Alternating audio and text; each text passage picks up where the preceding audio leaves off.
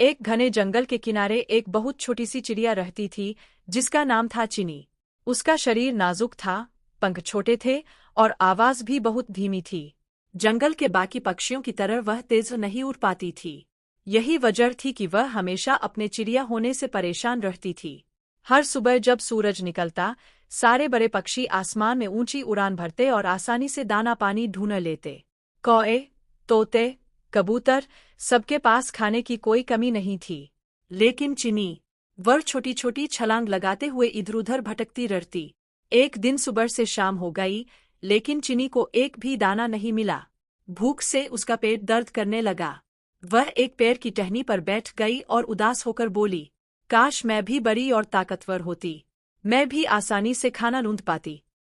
पास में बैठे कुछ बड़े पक्षी उसकी बात सुनकर हंसने लगे।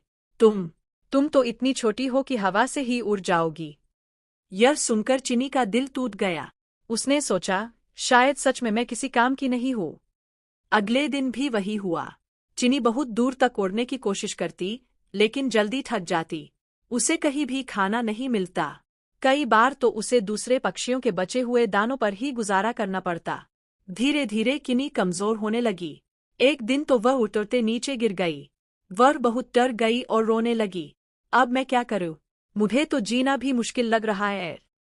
तभी वहां एक बुरी और समझदार चिड़िया आई। उसने चिनी को उठाया और प्यार से पूछा, तुम इतनी दुखी क्यों हो, बच्ची? चिनी ने रोते रोते अपनी सारी परेशानी बता दी। मैं छोटी हूँ, इसलिए मुझे खाना नहीं मिलता। मैं कुछ भी नहीं कर पाती।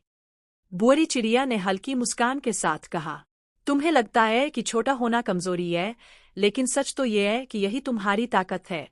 चिनी हैरान होकर बोली, ताकत? किसे? बुरी चिड़िया बोली, तुम उन जगहों पर जा सकती हो जहां बड़े पक्षी नहीं जा सकते। पेड़ों की छोटी दरारें, झाड़ियों के अंदर, पत्थरों के नीचे।